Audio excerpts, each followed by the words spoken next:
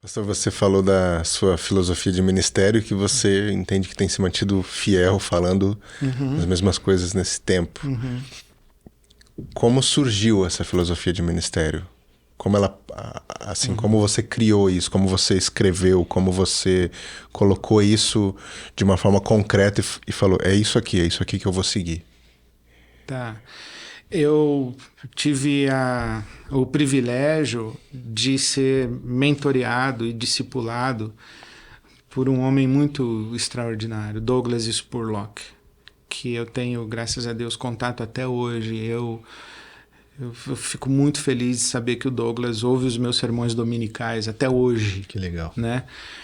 E o Douglas, quando eu estava no seminário ainda, ele me deu para ler um texto que era Escreva Sua Filosofia de Ministério, que contava a história de 5 igrejas em Los Angeles, uma muito diferente da outra.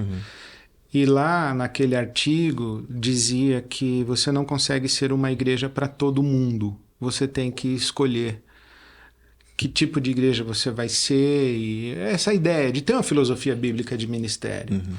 Então, já no seminário, eu tive essa influência.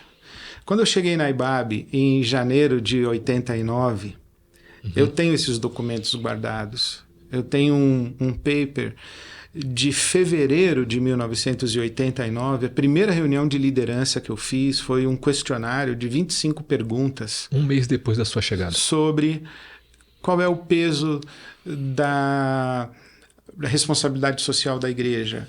Qual é o peso da evangelização? Qual é o peso do louvor e adoração? Como vocês querem? Qual é o modelo de celebração de culto que vocês acham que a gente deve ter? Quais são as ênfases, nossas prioridades, nossos valores? São 25 perguntas tabuladas. Né, então foi no primeiro mês eu já estava com essa E esse questionário percepção. foi dado para a igreja, para a liderança da igreja? Não, foi dado para a liderança da igreja. Que é o nosso presbitério. Não, que seria hoje o nosso corpo de voluntários. Naquela época a IBAB tinha um pouco mais de 200 pessoas, 250 pessoas. Cabia no E nós tínhamos uma liderança que seria tipo 40 pessoas, 30, 40 pessoas. Tá. Então acho que foi para esse 30, 40 aí que o questionário foi distribuído. Mas eu acho que eu tenho 3 grandes influências na construção dessa filosofia de ministério. A primeira, que perdura até hoje, que é a teologia latino-americana e todo o diálogo entre teologia da libertação e a teologia da missão integral. Eu me lembro que no seminário eu li um artigo do René Padilha em que ele fazia crítica da teologia da libertação. Ele dizia, isso aqui não serve para nós porque nós somos reformados. Mas o que eles estão falando e as respostas que eles... Não, as perguntas que eles estão tentando responder, nós temos que responder com a nossa teologia reformada. E aí foi o primeiro contato que eu tive com a missão integral, que durou para sempre.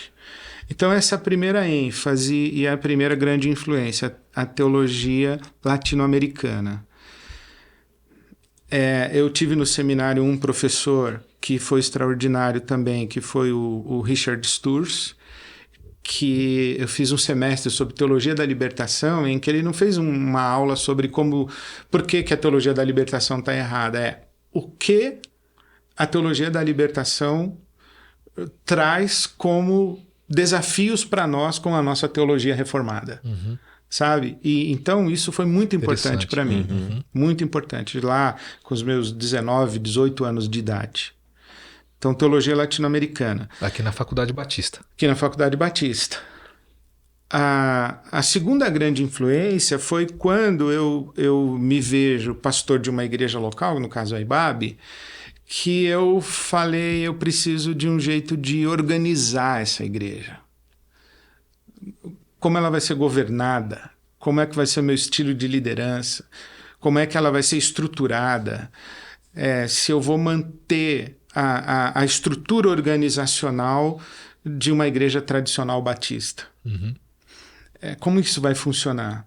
Foi nessa época que eu visitei, estudei, pesquisei a Willow Creek, em Chicago, do Bill Hybels, e a Saddleback Valley, do Rick Warren, que são duas igrejas de matriz não, norte-americanas, que me influenciaram a construir uma forma organizacional, né? Que eu não segui, por exemplo, tem uma história muito interessante, né? A Willow Creek tem a proposta da rede ministerial. E eu fiz um seminário de rede ministerial na IBAB. Mas aí, quando acabou o seminário, eu fiquei olhando aquilo, eu falei, isso não está na Bíblia não, cara, isso não é bíblico, esse negócio. Isso não é bíblico. E aí, porque eu fiz esse seminário da rede ministerial, a Ordem dos Pastores Batistas do Estado me convidou para falar sobre rede ministerial num encontro de pastores. Poxa vida, ali. E aí eu fui lá e falei que não era bíblico. Falei, a rede ministerial não presta, não serve. Jogou água no chope dos caras. Isso ficaram na bronca comigo. Pô, a gente trouxe aqui você para falar para a rede ministerial e você vem aqui e destrói a rede ministerial? Falei, cara, você não me perguntou o que eu ia falar sobre rede ministerial. Pô, mas você fez o seminário na sua igreja. Eu falei, eu fiz e vi que não prestava. Então, assim, a Willow Creek e a Saddleback me ajudaram, mas eu não transplantei o modelo, mas me deu... Então, eu acho, mas elas foram grandes influências para mim, né? Eu aprendi muita coisa com a filosofia de ministério deles, no sentido não da teologia, mas de uma certa forma de estruturar organizacionalmente e estrategicamente a comunidade. E a terceira grande influência foi a Vineyard, a Vineyard Christian Fellowship, que nós também fizemos conferências com a Vineyard, eu acho que em 96, 97 e 98, se não me engano. Fizemos 3 anos seguidos. Aqui na IBAB. Aqui na IBAB. São congressos, né? E recebemos os irmãos da Vineyard, o Bob Fulton, que era o diretor internacional da Vineyard, veio, ficamos muito amigos.